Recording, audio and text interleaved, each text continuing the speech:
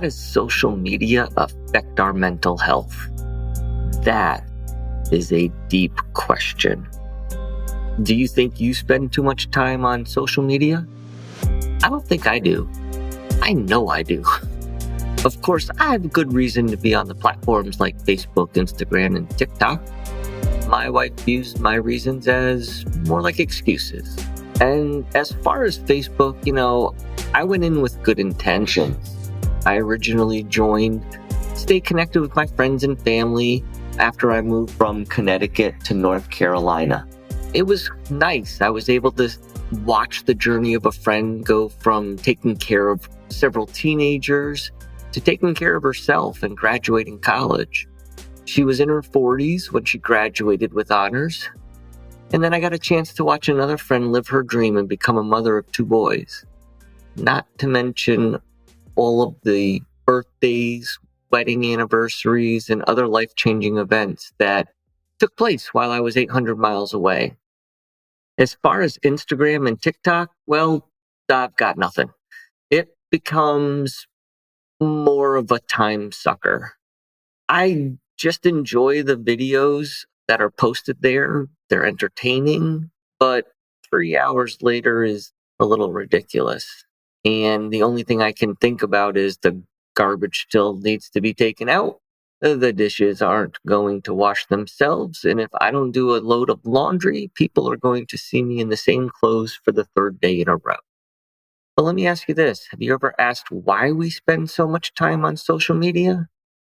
I had to ask myself that question. And I wanted to see when I went on, for how long, and what was I looking at? The bottom line is I realized I went on to distract myself from life. It was an escape from having to be a responsible adult. I was on different social media platforms for hours on end, and the content I was consuming wasn't really specific to anything. It ranged from watching people get their earwax removed, to watching cattle get their hooves cleaned and cut, to barbers cutting hair, to dance competition videos, to sports highlights, and on and on and on. The content was never ending, and it had whatever you were looking for at that moment. Before TikTok, I wasn't interested in earwax removal, but I am fascinated by it now. The videos I mentioned are lighthearted, but there's a never-ending amount of videos that contain footage of things, in my opinion, the general public shouldn't have access to. Let me rephrase that. The general public can have access to it, but there are consequences that come with it. For example, a video showing a man being suffocated to death when an officer had his knee on the neck of the victim for 8 minutes and 46 seconds, of which the final 2 minutes and 53 seconds of that time, the victim was non-responsive. Listen, I'm not looking to start a debate about what happened leading up to that particular scenario. My point is more focused on the fact that anyone with cable, internet access, or a smartphone could see the footage of this man's eventual death. What effect does this have on our society? How does a child, a teenager, a mother, brother, father process this information? I've shared some of my experiences with death and the effect I believe they have on me 30 years later. Combination of curiosity and accessibility appears to be a dangerous combination. For instance, just the other day, I was eating lunch and I decided to distract myself by watching some videos online, as I usually do. And when I read a caption that led me to believe I really don't want to watch this video, but I didn't have the discipline not to hit play.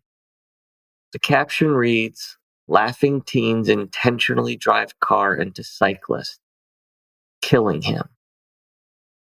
After watching the video, there were a few things that went through my mind.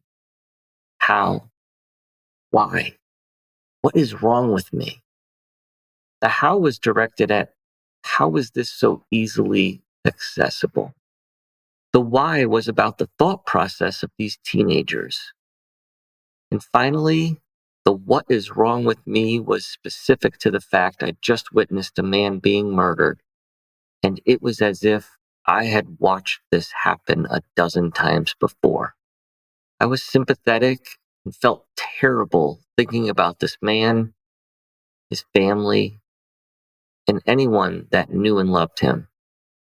But why wasn't I crying or sick to my stomach? Something more. Am I numb to this behavior?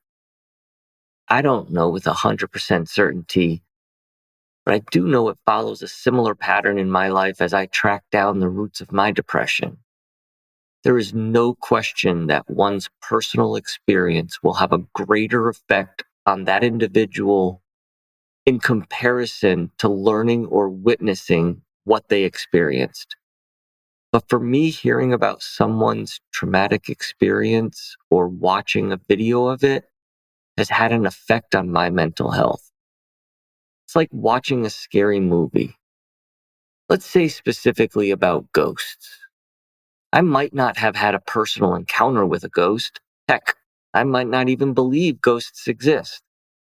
But you better believe if I find myself in a similar setting where the fog is rising from the ground late at night and the only sound I hear is that of an owl, I am confident my mind will recall the movie I watched and how it made me feel.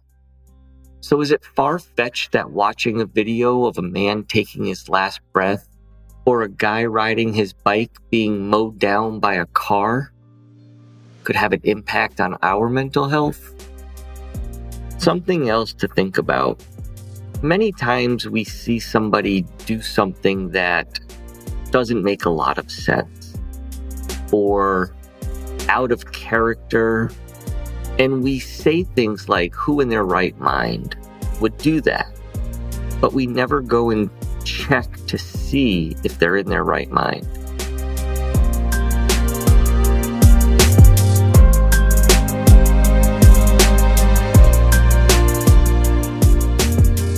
Thank you for joining us on another episode of Dancing with Depression.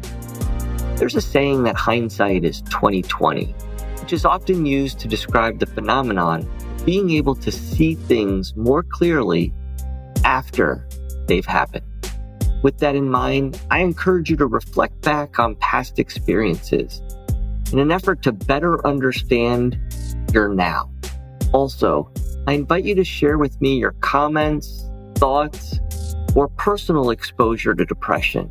You can email me at dancingwithdepression@yahoo.com. Until next time, keep moving forward, and when it comes to depression, remember to take the lead.